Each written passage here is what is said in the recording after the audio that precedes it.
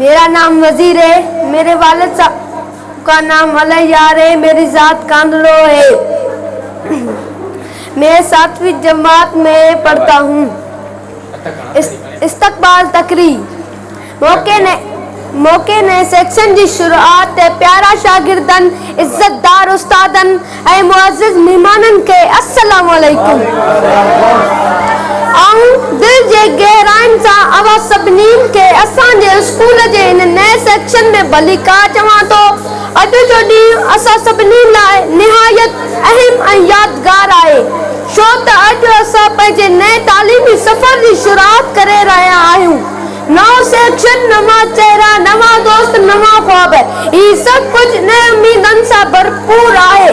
असांजे स्कूल जो मक़सदु हमेशह उहो रहियो आहे त असांजा शागिर्द इल्म, इख़लाक़ ऐं ज़िमेदारीअ सां भरपूर माण्हू बणजनि। प्यारा शागिर्दो, ही वक़्तु आहे अवां लाइ महिनत, लगन ऐं ईमानदारीअ सां पढ़ाई करण जो।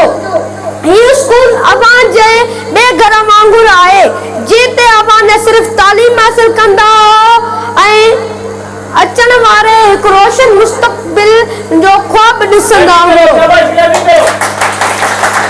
ऐं आख़िर में मां दुआ गो आहियां त अल्लाह ताला असां सभिनी खे हिदायत ॾे ऐं असांजी महिनतनि खे कामयाबी सां नवाज़े ऐं असांजे लाइ नओं सेक्शन इल्म तरक्की जो सबब बणिजे। आमीन या रब्बल आलमीन।